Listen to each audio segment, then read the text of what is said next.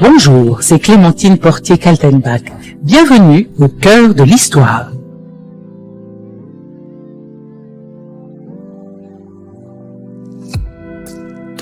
Aujourd'hui, j'ai voulu évoquer pour vous la grande peste noire qui s'abattit sur l'Orient et l'Europe dans la seconde moitié du XIVe siècle.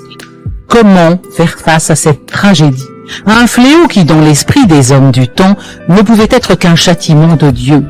C'est ce que nous allons voir dans ce nouvel épisode en 2 parties.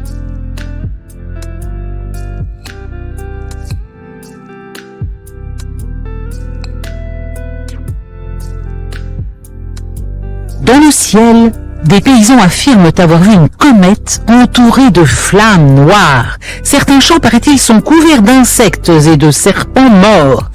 En cet automne 1347, la France s'apprête à vivre une fois de plus une saison anormalement froide et humide.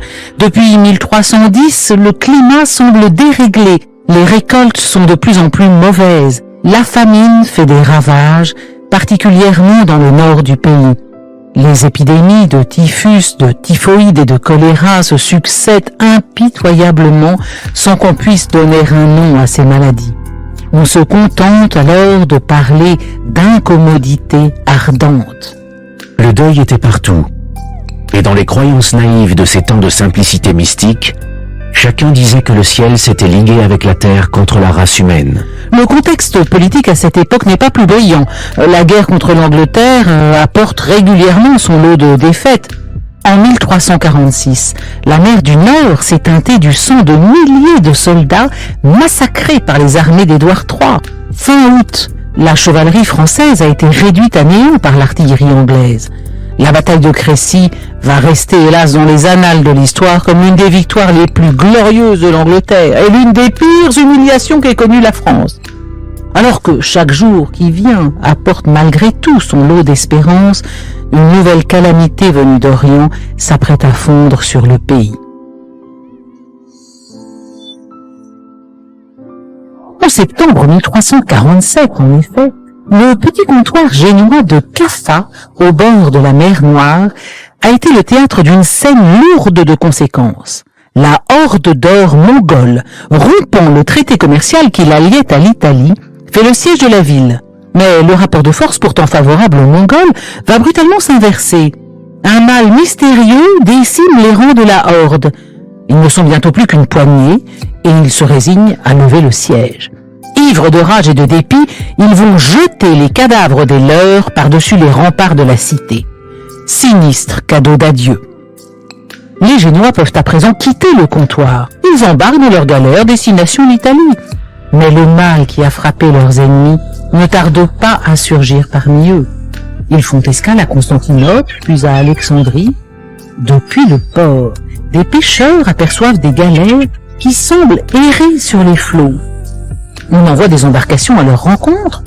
Le spectacle découvert est terrifiant. Les ponts sont jonchés de cadavres.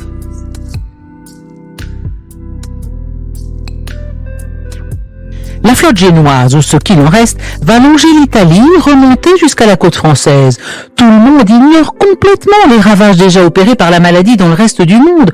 On ignore qu'en Chine, 30 millions de personnes ont perdu la vie, le quart de la population. À Bagdad, Alep, 500 personnes meurent chaque jour.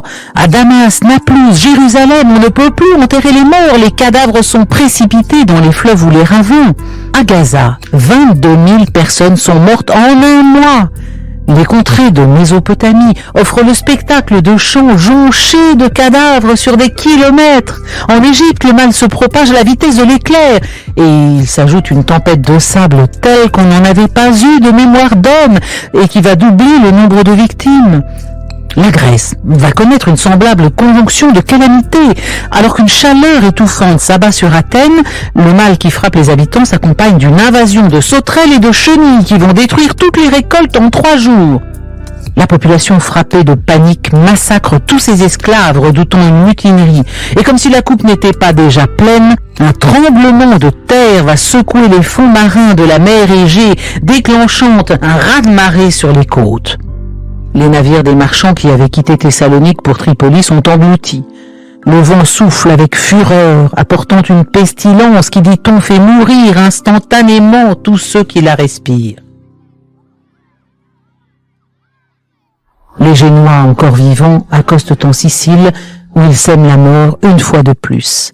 Messine et Syracuse sont réduites au tiers de leurs habitants, tandis que la ville de Trapani est tout bonnement rayée de la carte.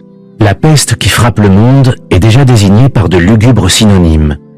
On l'appelle Mortalega Grande, Pestis Atrocissima, peste épouvantable, Anguinalgia, mort dense, mort noire, ou plus simplement, la mort.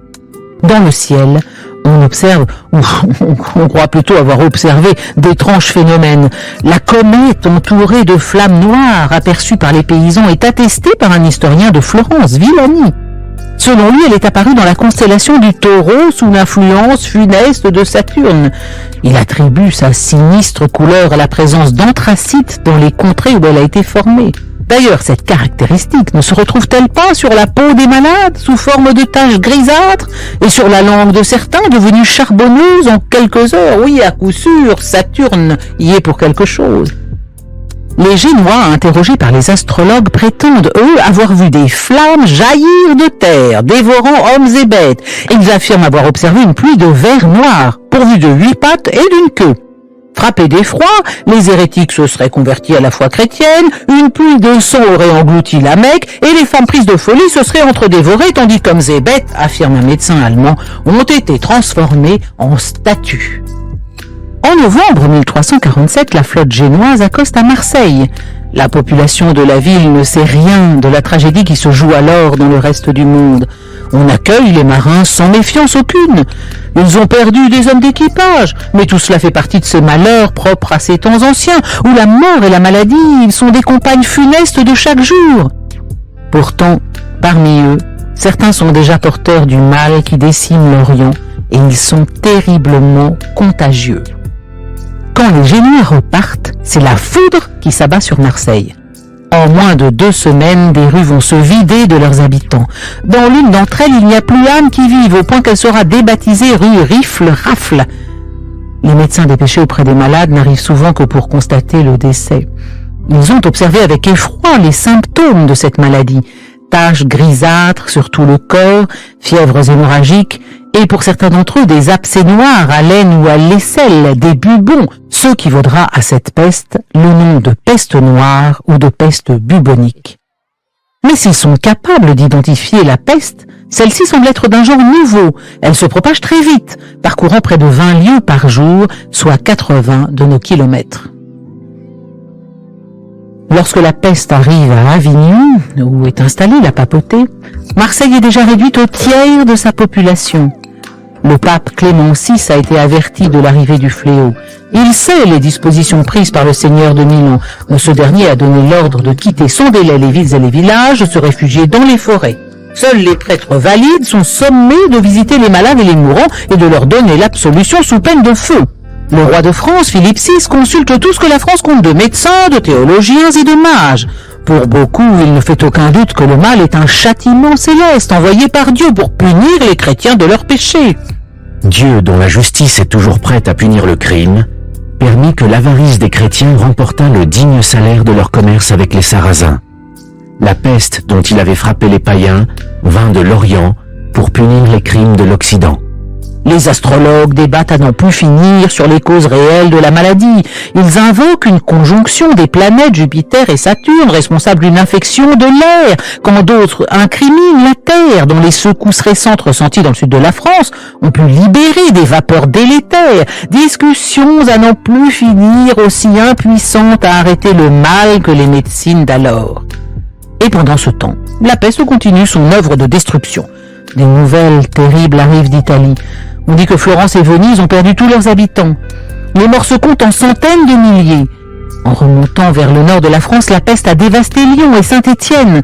Dans cette dernière ville, on a compté 63 000 morts en un mois. Au début de l'épidémie, on essayait de les enterrer selon le rite habituel. Mise en bière, procession, messe, mise au tombeau. Au mois de janvier 1348, c'est devenu tout bonnement impossible. Les prêtres dépêchés au chevet des mourants ont été emportés par la maladie. Les moines appelés à l'aide ont subi le même sort. Dans le sud de la France, les monastères ont été vidés de leurs religieux. Les ordres mendiants, dont les frères s'étaient par vocation dédiés au secours des malades, sont réduits au 10e.